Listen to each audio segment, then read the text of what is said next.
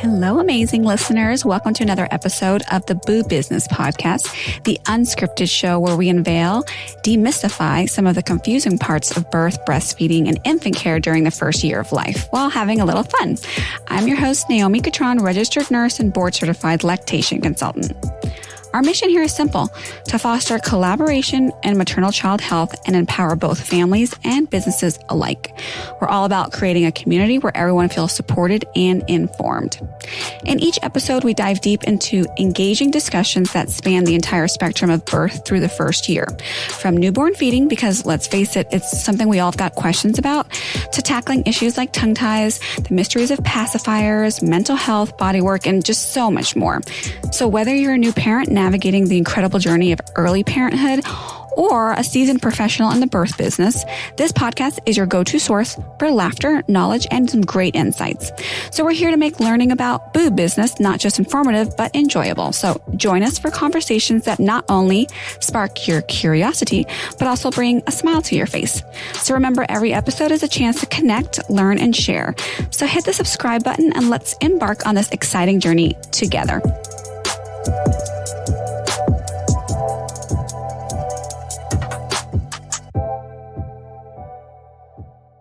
Hey, Dr. Stephanie, thank you so much for being on the show. How are you doing? I'm great. Thanks for having me. It's a pleasure. We just finished a day of seeing babies together, so that's always nice. And now we're hopping on to do this quick episode because I've noticed so many families come in and they say, oh, I didn't know that chiropractic care can help with that. And I figured, hey, let's talk about that today. So maybe before we jump into that, can you tell our audience a little bit about who you are, what you do, and your background in this birth world?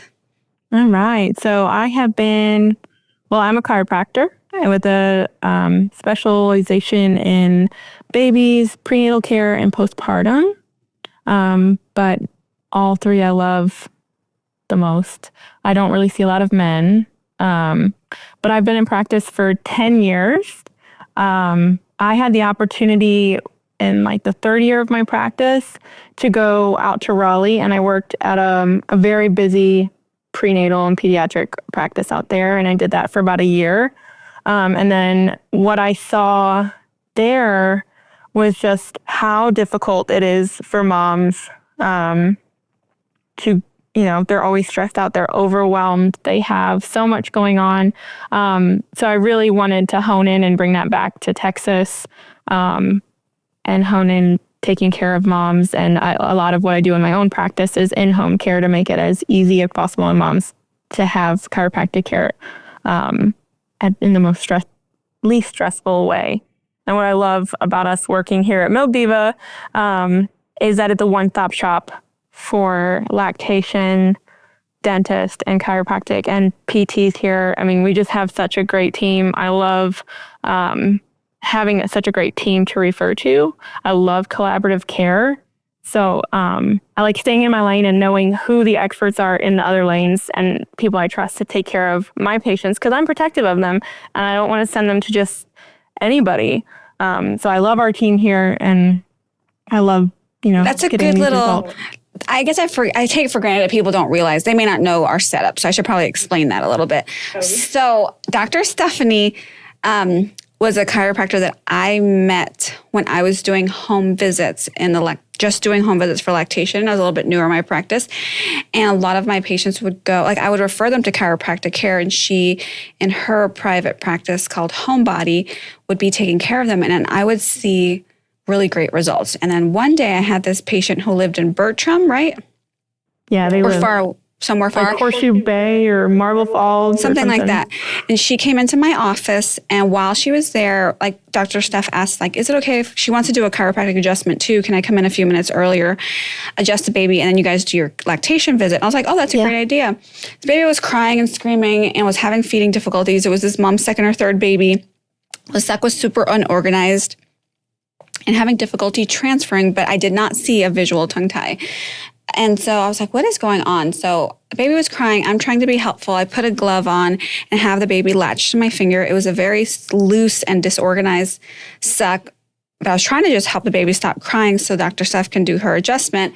And all of a sudden, the suck got really organized. And I was like, whoa, his suck is so much better. What did you do? And she was like, oh, I adjusted his sacrum. And then you said, it doesn't always happen like that. Like, you're trying to really explain to me, like, this is not a magic switch that just, babies don't always respond that well. This is just like a good example. But I mean, it don't expect it to be that quick always, Naomi. It can. Like, there are certain things that I like when I am working with a baby and like the parents are right there. I want the parents to see everything that I'm seeing, because an adjustment on a baby looks like nothing. It looks like a little baby massage, like I'm just touching the baby. And so I like for them to see before and afters of little measurable things that we do. So it's not just, thank you for giving me your baby. I'm going to touch this baby and then hand it back. So there are some things that do improve during the adjustment that I can point out, almost always. But big things like that, like going from a disorganized suck to an organized suck during the adjustment, that I cannot guarantee in one adjustment. But that baby that I remember, it was not the first adjustment. Right. That's so true. We had been building and correcting, and I was adjusting that baby's sacrum, which is connected to the rest of the spine, and specifically the cranium, which I love to work on. And so that's why it improved her suck. I was so impressed because I was a little bit kind of like, this sounds a little woo-woo, right? Because I'm a nurse first, and I'm like, I don't know about this. What does this chiropractor have to do with tongue tie or suck? And so that was kind of a while ago. The point of the story is, through the years, I've had so many patients just have significantly positive experiences working with you, that you then started taking care of my family. And I was like, I really want to add chiropractic to the clinic, because I think it could be so beneficial to our patients, because they're driving all over town to do all these appointments. If they're already here to see us for lactation, wouldn't it be cool to do chiropractic care too? But I want someone who specializes in moms and babies. Yeah. And then you were like, well, depending how much of a commitment you need, I might be able to help you out. And so you're here on Fridays, and it's been so amazing because I get to see and learn so much more. And that actually brings me to this cool thing. I am really proud. If you guys are listening to this on the podcast, you can't see this, but if you're watching on YouTube, we have a published article in this Pathways magazine, issue number 84. And it's, I don't know what page it's on. Let me find it. But it talks about basically 58 or something like that. Yeah, 54. So this is, my mic is in the way. Improving, what does it say? I can't remember. Improving infant feeding through collaborative care. Yeah. And so there's me, you, Dr. Poplin, and Dr. Britt that are authors on this article. And I'm so proud of you guys. We all work together. And these are all our pretty little faces. Oh, you can't see us because we're kind of anyway. But this article is a great. I'll try to put a link in the show notes, and it kind of talks about how we have been able to care for patients and help prevent unnecessary procedures, meaning to say, tongue tie releases. And so I listened to another podcast earlier, and Dr. Allie Goodwin was on, and she was talking about how a lot of the times she will do cranial chiropractic. How do you say it? Chiropractic adjustment? But she called it cranial chiropractic. Yeah, that was like the term she used. When the doc, at the time I learned from two doctors, Dr. Wells, when I was in chiropractic school, he taught a technique called SOT, irrelevant, but I loved the technique, and part of what he taught was cranial, but that was just like a touch in class, but he went in depth in his office hours. And for me, I started chiropractic care because I was a headache person. I almost always had a headache. And the cranial adjustment, the cranial work was miracle working for me. So I would go to the office hours all the time to really hone in on cranial work. And then I was able to apply that to my pediatric training. And then Dr. Martin Rosen incredible cranial doc. He worked with the ICPA, who publishes that Pathways magazine. The magazine, okay. The ICPA is the International Chiropractic Pediatric Association. So that too, Dr. Brittany and I and Dr. Ellie, that's where we get our training mostly for pediatric and prenatal care and postpartum. Because we don't get a lot of that in school. You have to really explore that further after, either during or after school. So I went to Dr. Rosen's seminar twice because I loved it so much. And then now he does his own thing. But I learned so much there. And I love cranial work for babies. Well, for everybody. But being able to work on their cranium and those sutures and release the tension there is like, for me, imperative. Like I feel like I can get such a better adjustment, like full adjustment on these babies, especially like here when we're working on babies mostly with latch issues. Like that's so important. Like especially when I go into... Do you have the little diagram, the skull there? Because people may not know what a suture is. Oh, okay.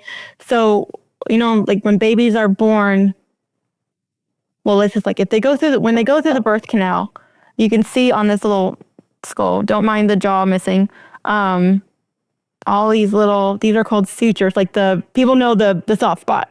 So that's part of the cranial sutures.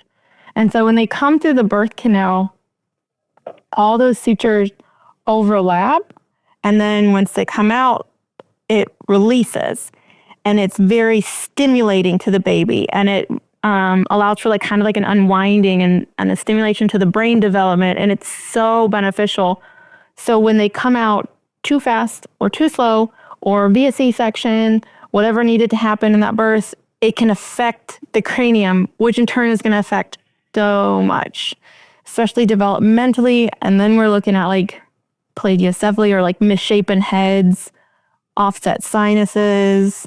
Like for example, one of my favorite things that I always ask patients on the new patient appointment is, does this baby have a goopy eye? Does it have an eye that tends to get crusty? Does it have one that they squint a little bit more, like not open as wide?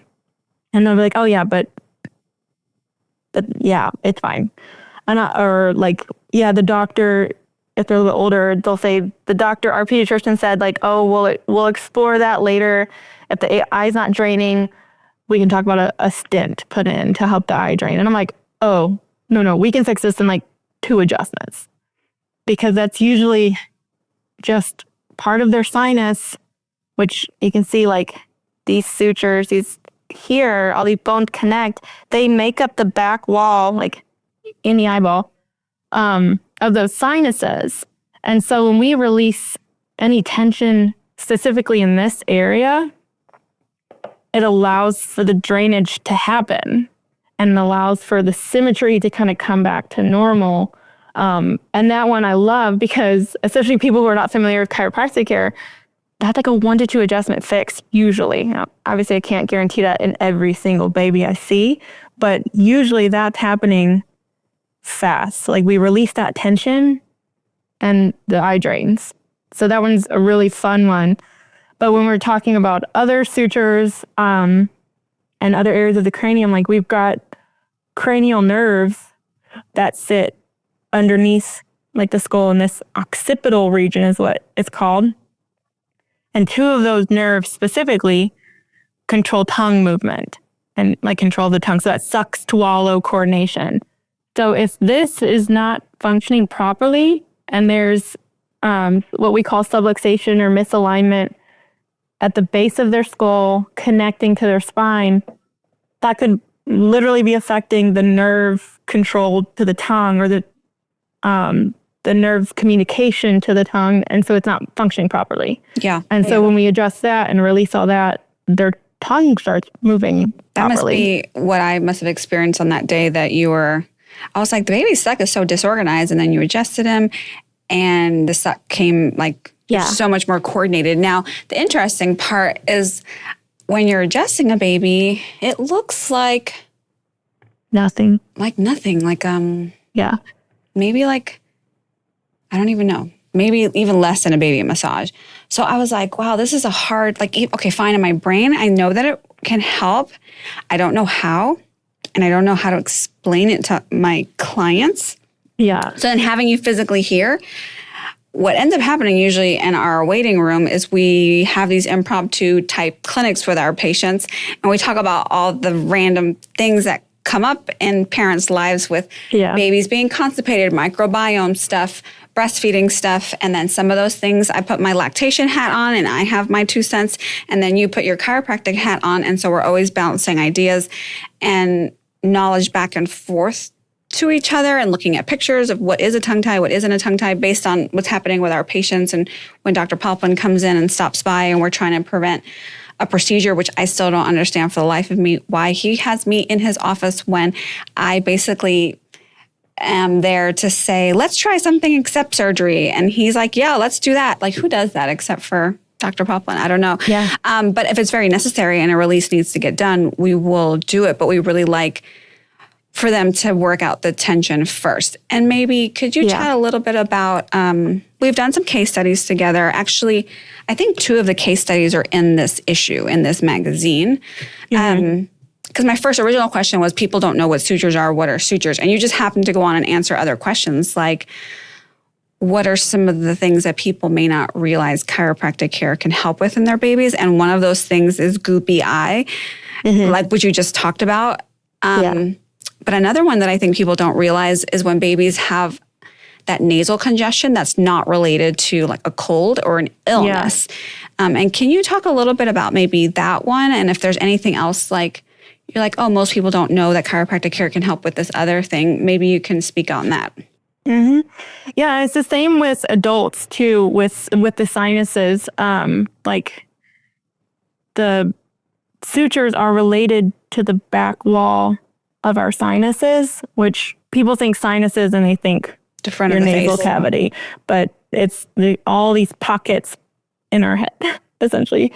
So when babies, specifically, we'll keep on babies, but if their cranium is not even, and also most people don't know that the cranium flexes and extends.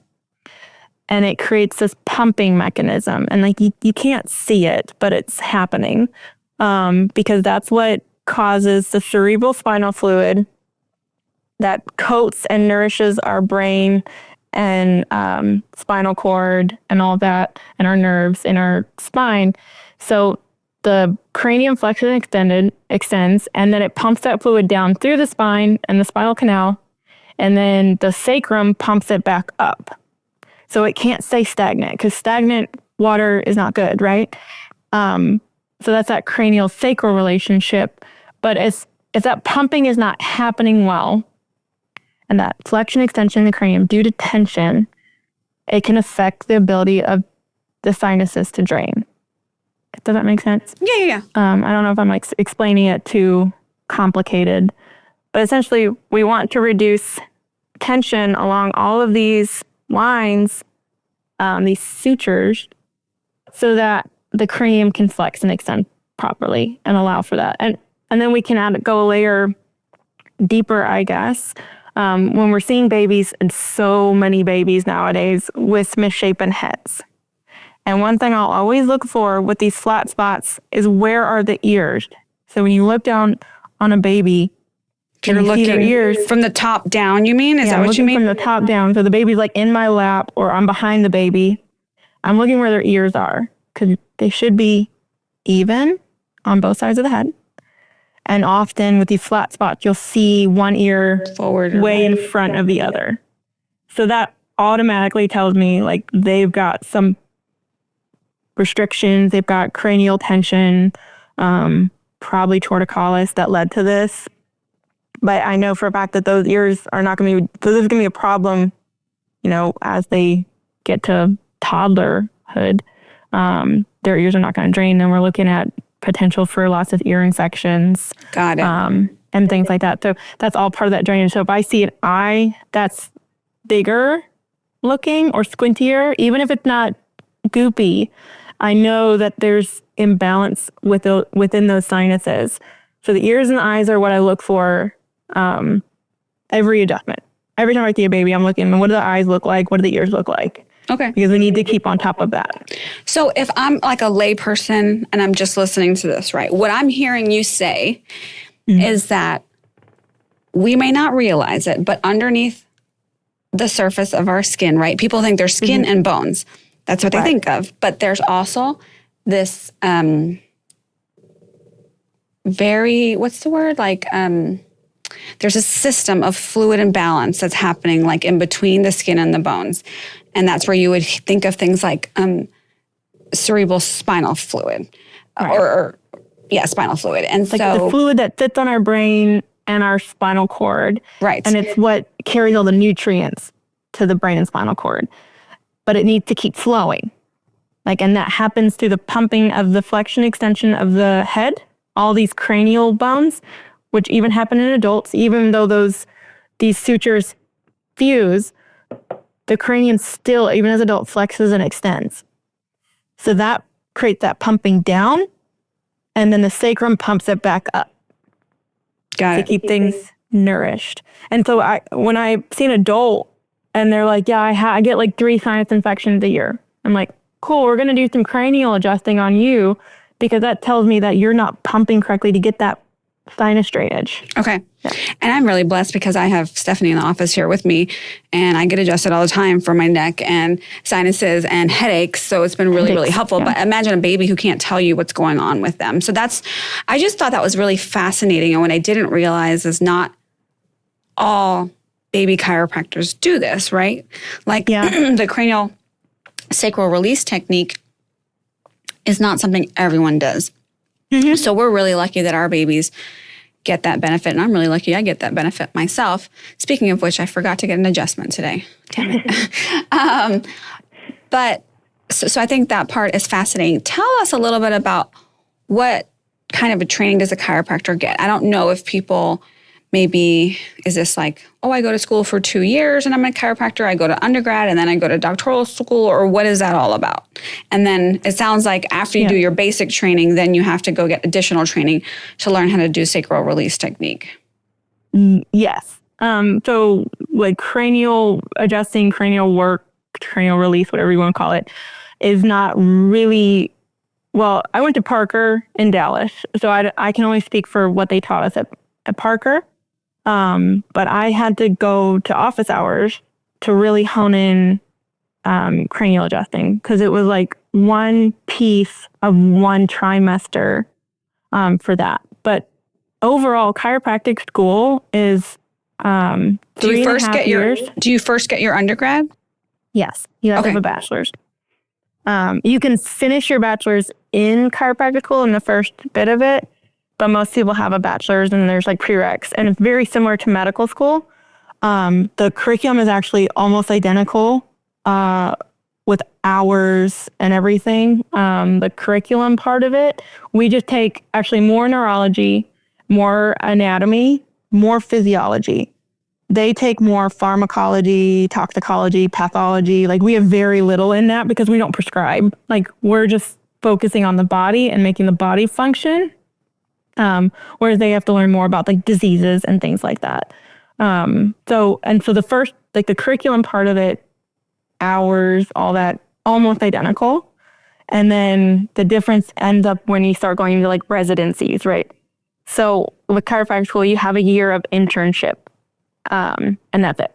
I mean, not that's it, but you're working hands-on the last year, where they have like long residencies and years and years and years of specialization there. I was very lucky in chiropractic school. I had the opportunity to go do the last half of my internship at an actual family practice in Colorado. I had to apply for that, and thankfully I knew these doctors and they were willing to fill out loads of paperwork to get me to come there. But I wanted the family practice, like I wanted experience working with peds and pregnancy and postpartum, which is a lot of what they did at this practice. Whereas if I'd stayed at the clinic at school during my internship, I wouldn't have gotten any specialized training there. So I was very lucky that I had that opportunity, because not everybody got the opportunity to go to a private practice for your internship. a lot of us had to stay at the school clinic. Got it. So 4 years of undergrad and then about 3.5 years of school after that plus a resident. It's 3.5 years though because it's trimesters. Okay. So it's pretty much straight through. You had 2-week breaks in between each trimester. Okay. You're not like having a whole summer off. Okay. No, got it. Summer off. I will tell you this. So one of the questions on the lactation side of things that I get asked from other lactation consultants, one of them, I guess the question is, how long should it take for this baby to respond to chiropractic care? And I know that question is super, now that I know. Very loaded. Yeah. Well, now that I'm on this side of the equation and I see what all goes into caring for these babies, it's very individualized. So maybe one baby takes 2 or 3 visits to respond really well. But I want us to spend some time talking about, that drawing that's on the wall, that where your table is, there's a drawing on the wall and it talks about like correction phase, maintenance phase. I don't know what it's called, but maybe can you speak a little bit to that? Because people sometimes think some chiropractors want their patients to be under chiropractic care forever. Yeah. And I think we do things in an ideal world. Yeah. Yeah, it would be great. I mean, I am a testament to that. I get adjusted, once a month for maintenance, but you don't have to be in chiropractic care forever. But can you maybe speak to what a care plan could look for on a baby, and should someone expect results at the second visit, or maybe speak a little bit to that so that a lactation consultant can know. Yeah. Because sometimes they're sending them to the chiropractor for 1 visit or 2 visits before they have a tongue tie release, when maybe we might want to see them a little earlier. Yeah.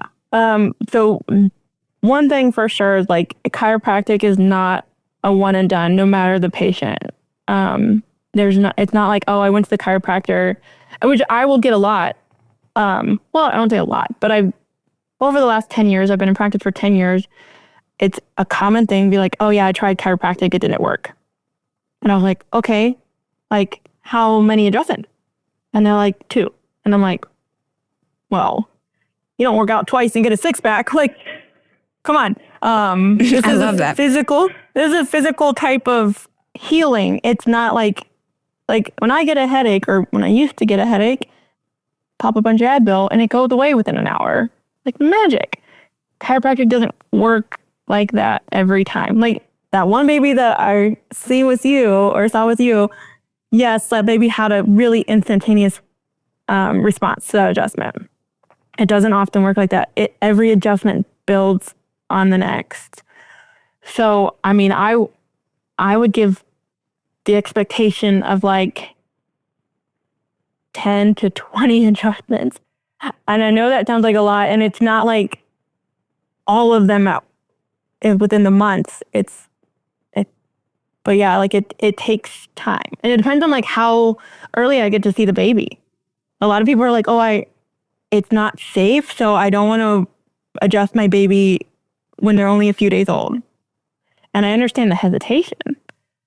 But chiropractic for babies, if you're going to somebody who's trained and knows what they're doing, is so safe, it's so gentle, and it's so beneficial if they've got something going on early that we see them as soon as possible. Like if they're having problems latching, like I saw a 3-day-old baby today and responded so well. I know. That was so cool. That baby was not opening their mouth. That's another big one. Small, we call that in the lactation land, has a narrow gape. So they respond so well to lactation care.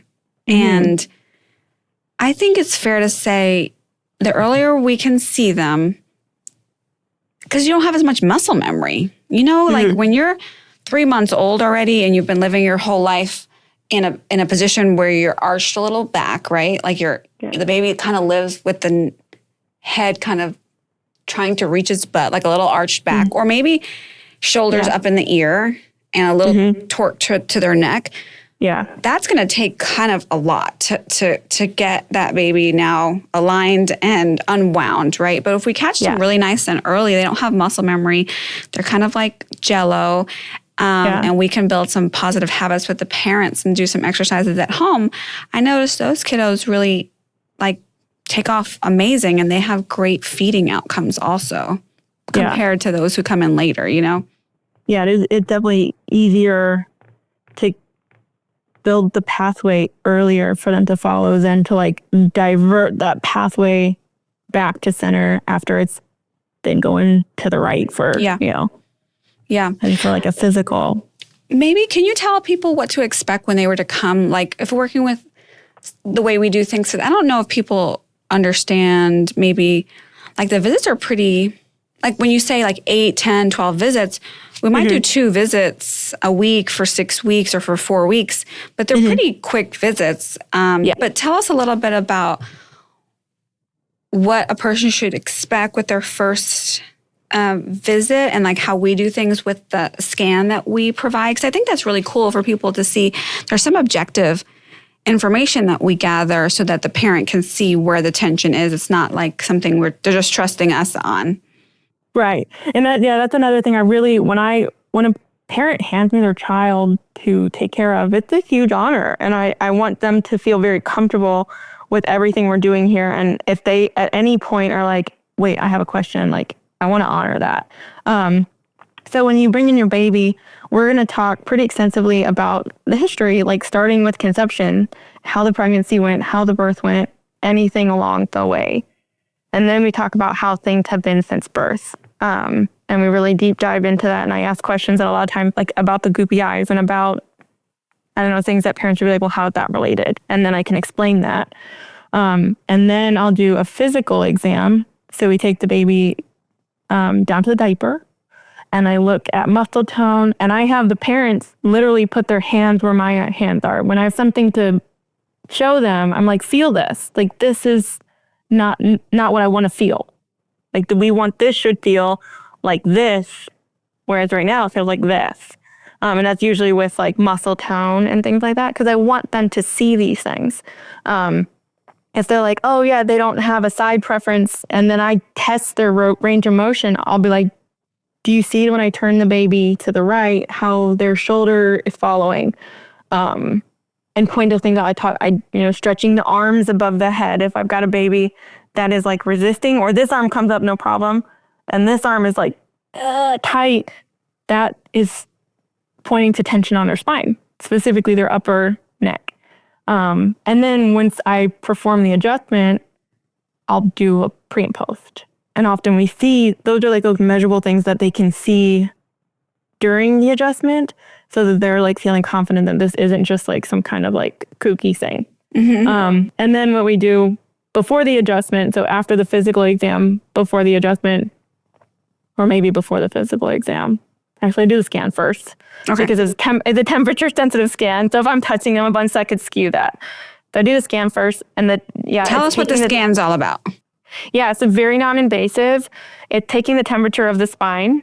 So it's looking at the temperature on the right and left side of the spine, and we're looking for temperature swings.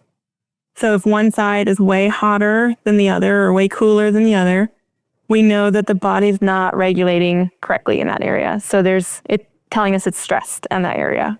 And so what's really cool about the scan is, depending on what's going on with the baby, I can often say, I'm predicting to see stress in these areas.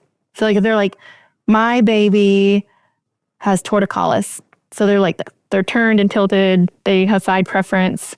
Often they find a side preference because they only like one boob to nurse on. And so I'll be like, cool, I'm expecting to see stress at the top of the neck in this scan, because that's controlling this and the cranium, all that. If I have a constipated baby, I'm like, I'm expecting to see stress towards the bottom of the spine, because that's where the nerves that control digestion are.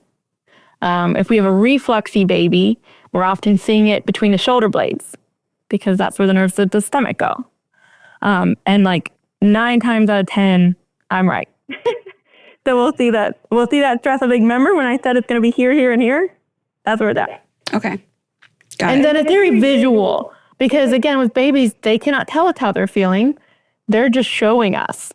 They're showing us the decreased function, decreased sleep, decreased eating, decreased pooping, those kinds of things. So when we can see it visually on a scan, like something measurable, especially dads love the scan. They're more numbers kind of oriented. And then when we, along this care plan, we'll rescan and we'll see the changes. And that's really cool. And that's another way to like emphasize that this is working. I have got to tell you, first of all, I'm just going to keep it real because that's the only way I know how to be. And it's not PC. I don't really care. But first of all, last month, I didn't record a podcast episode because I was like, I only like to record podcast episodes on things that are really, that strike me, like that are really interesting. And people contact me and they want to get on my podcast and they have like some sort of like, whatever, like postpartum thing or whatever they want to talk about. I'm like, that's so basic. I don't want to talk about that. Or it's like, everybody knows that already. It's not that interesting. And I'm super biased. It's just, I'm going to talk about what I feel like talking about. That's why I have my own show. Make your own show if you want to talk about that. So that's where I come from. But what I will tell you, 6 years ago, I'm wearing my nurse hat first. And I'm like, all these things can be resolved with clinical interventions, right? So your baby has ear infection, it needs amoxicillin. Your baby has goopy eye, put a warm compress on it, and like, I don't actually know what to do after that. That's not my job is to diagnose those things, but that's my frame of reference is like, talk to your pediatrician, they'll figure it out. My job is to make sure there is milk being made by your breast and that your baby is able to remove it from your breast and consume it. And that's it. But what I noticed is that's not always the hardest thing. The hardest thing is all these peripheral things that are happening in a mom and baby's life that affect feeding. And some of that is not in a textbook. So what I mean by that is babies who are having difficulty sleeping and what someone would call colicky. And you're like, well, why are you colicky? What's going on here? A baby with a side preference. And they're nursing and the mom's like, it really hurts on one side, but not the other. Babies with arching of their back and they don't think they have like a clinical type of reflux, like no esophageal erosion, like no acid kind of coming up where it might need medication. But this is a baby who lives kind of with his chin up and back and the back of his head kind of trying to reach his bottom. Babies who are constipated. And when I say constipated, like that's a little bit subjective in the baby world. I've had patients tell me their pediatrician says it's okay for their baby to poop once per week. It's probably not a good idea for them to keep waste product in their body that long. And their baby looks... Yeah, you have a lot to say. But I'm just saying for people who are listening and other maybe lactation consultants, I've been so struck with such great outcomes because I don't think you become a believer until you see repetition. Because sometimes you're like, that was a fluke. Like, okay, that baby responded well. That was probably just like he grew out of it and it happened to be the chiropractor's taking credit for it or something. I'm really jaded like that. But in this case, like me too. I've seen so many babies, constipation, reflux, colic, eye goop, difficulty feeding, side preference, flat spot of the head. And they're just like, their parents are like, wow, this is a non-medication. It's like a natural way for us to help heal your baby's body. And then you have the things that you do to help with things like constipation. But then also in conversation, I hear things that the patients are saying. I'm like, oh, this probiotic might be a good match for you. Or talk to your lactation consultant about this. And so together, it's kind of cool to bounce our expertise and then our patients get the best of both worlds. Because I feel like one of the saddest things is how women now or postpartum moms and babies have a lot to contend with on their own. And I feel like sometimes their concerns aren't really heard if there's not a medication to fix it. Does that make sense? One of the babies we saw early on, when like one of our first Milk Diva patients together, I remember the dad, and I love millennial dads because they're so involved. It's amazing. And they advocate for the wives and they advocate for their babies and they're willing to show up to these appointments and ask the questions and it's not just up to mom. So I love that. But this dad was like, we keep being told because this baby, there were so many, like he had remember his skin was bad. I'm not going to say the name of the baby because that's, but he had horrible skin. He was always distraught, so tense, bad latch. I mean, out the wazoo, stressed out baby. And because he was gaining weight, I think the pediatrician, and no hate on pediatricians, but they just didn't know. They're like, he's hitting all of our checks, so he's fine. You just got a cranky baby. Sorry. And the dad was like, I'm not accepting that. I'm not accepting that they're telling me that he's normal and fine. And you and I, we looked at this baby and we're like, there's some stuff going on. Yes. We had to fix the diet. Come to find out he had a really bad dairy. Yes. And milk, a lot, very common. Remember, his skin cleared up with that. But so much helped with this baby, functional milestones. And they would have never gotten that if they hadn't taken a leap of faith. Yeah. And come to see a chiropractor. Yeah. And one that specializes in babies, because that's really, really important. I think the thing is, what was explained to me once is compensation versus, what's the other C word? Compensation versus, I can't think of the word now, but your baby can compensate, but only so long. And so if they're compensating in one part of their life, like digestion, they're not going to have reserves left to compensate for immune health, let's say. So we're really trying to set them up so they don't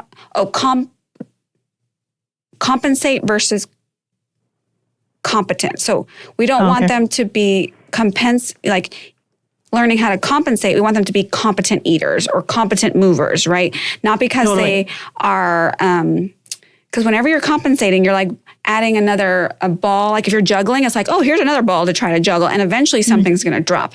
But if you can kind of knock out some of those stressors in your baby's life before they're set in with muscle memory and things, then those babies can thrive a lot better. And what that looks like, what thriving means is, now you're not using compensatory things. You can sleep better. You can poop better. You can learn how to roll over at the right time. You can rock and crawl and then start walking nicely without having dragging your foot or scooting or things like that. And that's been kind of cool to learn how it all ties together. And I've become a huge proponent of chiropractic care, but I don't know that they're all made equal. So how would you tell someone to search for a chiropractor for a baby? ICPA. Is usually where I tell people to go. It's if they're we're moving, I'm okay, research the ICPA, go to their website, and there's a link that says find a chiropractor. So anybody who's a member is usually keeping up with training. Anybody who's Webster certified, which is the technique for adjusting pregnant women, is usually competent in children. Not all the time, but those two things. So look for a chiropractor who's a member of the ICPA, and then look for a chiropractor who's Webster certified.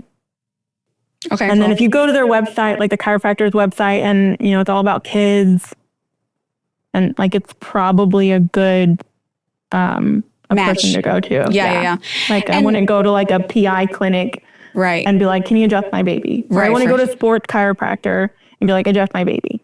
And PI stands not saying that they're not competent to do that as a sports chiropractor or a personal injury chiropractor, but that's not what they're specializing in. And I wouldn't take my kid to a surgeon for a pediatric visit. Sure. Sure. So there's specializations. Yeah. And if, today on today's episode, we just jumped into kind of some more talking a lot about cranial work and goopy eye and nasal stuff. And we were a little bit more specific today, but if you guys want to learn a little bit more about chiropractic care in general, episode 5 and 6, 4, episode 4 and 5 is all about breastfeeding chiropractic care. And I interview there Dr. Aurelie Pettyclerc, who's a doctor of chiropractic care out of Europe, and she's amazing. And so that's a little bit more if you want a fuller version of chiropractic care and how it can help and a little bit more comprehensive. But I wanted to just dive deep into some of these cases that we've been seeing and how impressed I've been with their outcomes. But I will say what's interesting is we also have had some phenomenal prenatal and postpartum cases of people. Like we have one patient who's a professional violinist, and she was not able to, she had so much pain in her like shoulder and arm, and it was radiating down. Maybe tell us a little bit about that. And then we have the other patient who just recently found out she was pregnant, and she went to quite a few people and couldn't get better. Do you remember that one? I think she just left her work. She doesn't have to, she's not at work anymore. It's okay. I don't know. I'm sure I'd like to. Well, tell me about some of the things that like our moms come in for, because we're taking care of our babies, but we need to take care of us too. Yeah. Well, I love taking care of pregnant women because, you know, a lot of the pregnancy symptoms, again, from the OB side, and again, not hating on OBs or anything, but they're like, oh, well, I can't help with that. If it's sciatic pain or whatever discomforts, pubic, lightning crotch, all those things that an OB is going to be like, you know, you're pregnant. You deal with it. Like I've actually had moms tell me that their OB told them to deal with it. And for me, I'm like, that's not a good answer. And I've seen the difference. Like even we adjusted a pregnant woman today, and she was waddling, and she was not waddling afterwards. It's so important. And it's so important because it affects the baby. So if your pelvis is all out of whack, that's the bowl that the baby is being held in. So if the bowl's like this, that's not as nice as this. And then, you know, the pelvis is not going to be able to open properly for birth.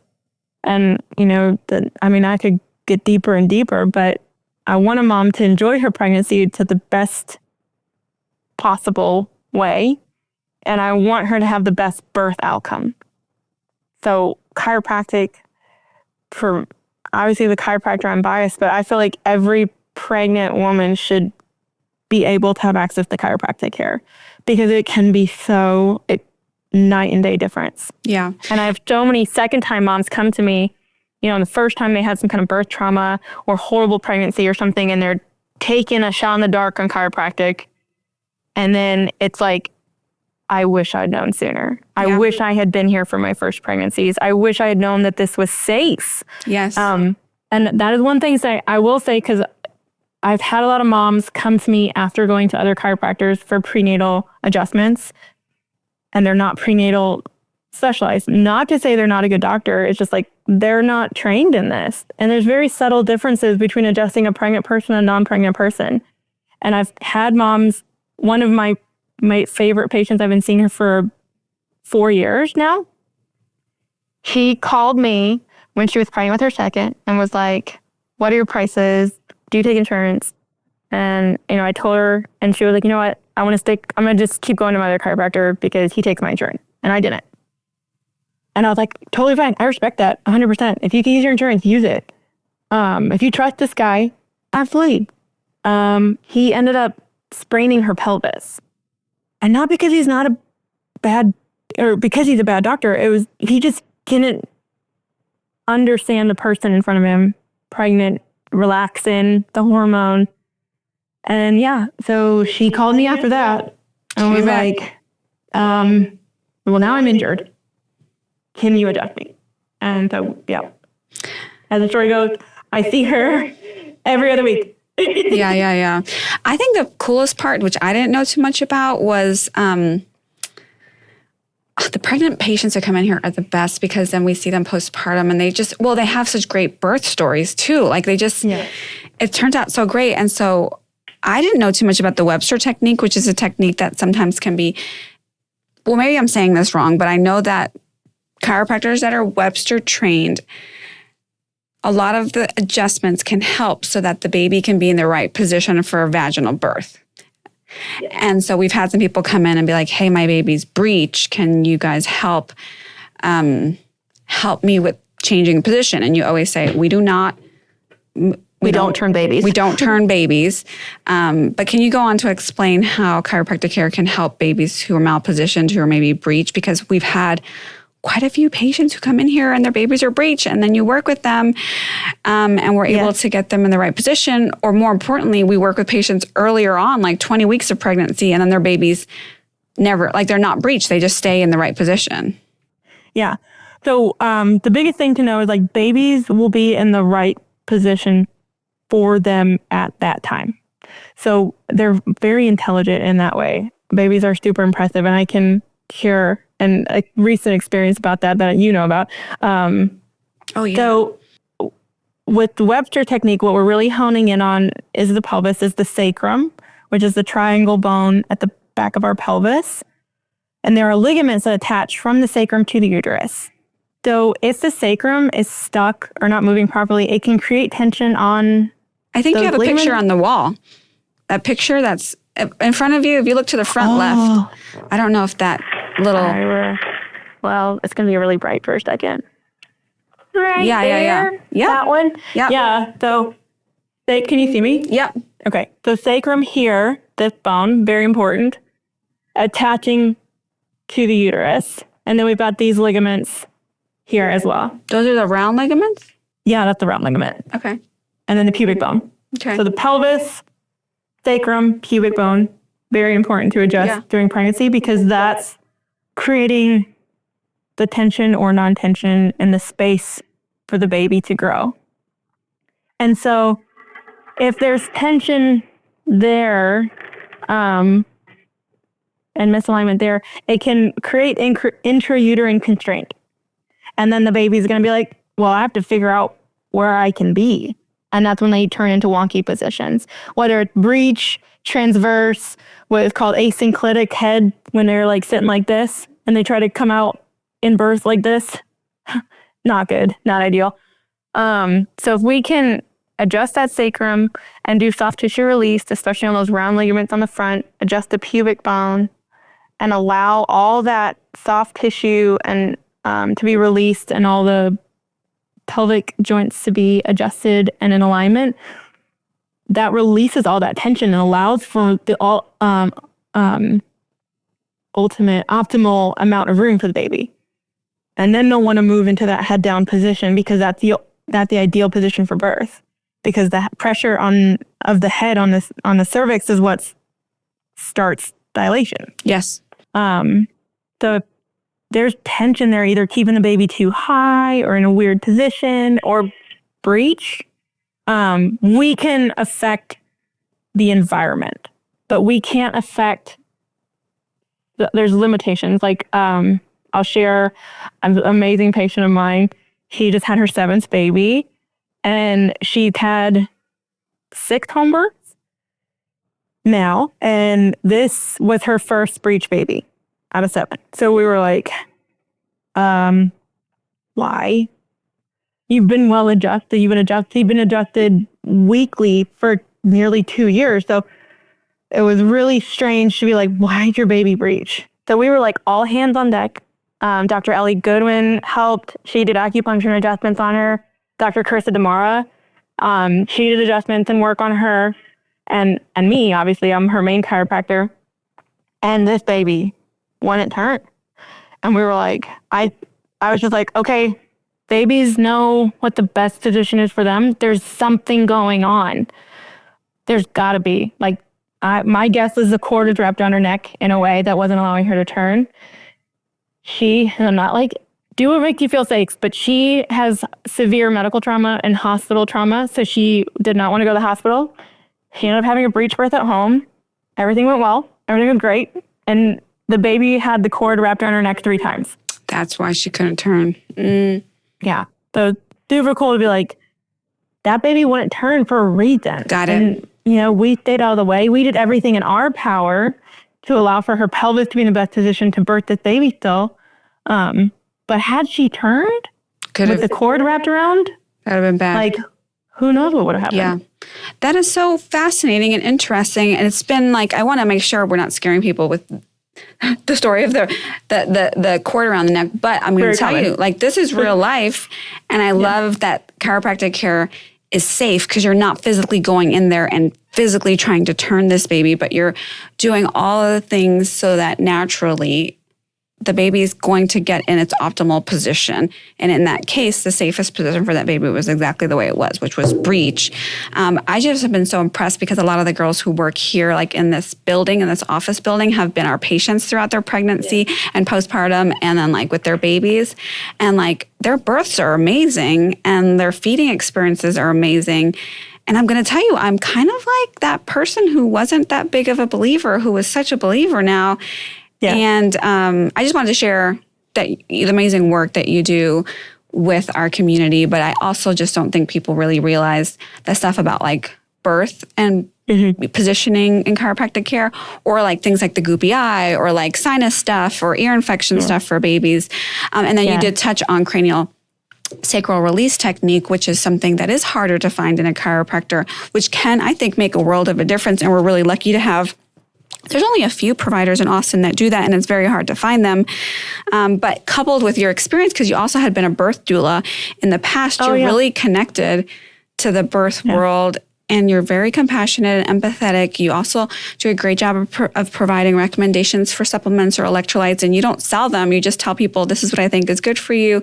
You can get it on your own. I'm not making money off you in that way. And you just have like a genuine heart for people to feel, to thrive and to feel at their best. And you're very nurturing with them. So I just wanted people to know how great you are and how special the work is that you do. You know, I think it just helps that I have 4 sisters. And while I was in chiropractic school, like I went into chiropractic school thinking like, I'm going to focus on sports. I don't know why I thought that. But during the 3.5 years that I was in chiropractic school, I had a bunch of my sisters had babies, and I saw what they went through. And I was like, I want to help them, like women, like my sisters. And like all my patients, like, know if they know me, they become like my friends. Like we're friends. With the village, we're all like supporting each other as moms. But being able to help my sisters, like one of my sisters, her 3rd pregnancy, she had an unmedicated vaginal birth. Like, and their first 2 were not like that. My other sister, she had her 2nd baby in my 1st year of practice, and I lived with her. So at that time, so I got to adjust her weekly at least. And she ended up having in her 1st pregnancy, and not the one I took care of her during, but her 1st pregnancy, she ended up in an emergency C-section. It was extremely traumatic for her. So the 2nd one, I was like, we got this. Like we're gonna help. She chose to have a birth in reverse. Wanted that VBAC. And during chiropractic, I did train to be a doula, and I did pro bono doula work for a mother's home in Keller, Texas. And that was such a cool opportunity. But so I got to be my sister's birth doula in her 2nd pregnancy. She had a successful VBAC, and just seeing the difference that chiropractic care made for her, was amazing. Yeah. So that just kind of like grew my passion with my sisters. Yeah. So they're the reason I do what I do. That's so awesome. And I like that, you know, it's a low cost thing. It's not like I'm spending $200 a visit. It's very, I think, affordable. And a lot of the times insurance companies do pick up the tab for it when you send in like a super bill or something. So I love that. In the show notes, I am going to put a link to this magazine article so people can read the full article. And I'll put a link in if they wanted to book an appointment for chiropractic evaluation with us. But I appreciate you spending time on a Friday evening sharing your knowledge with us. So thank you so much. I really appreciate it. Our patients love you. We love you. Thank you. Well, have a great weekend. Thank you so much for chatting with me, okay? All right, bye.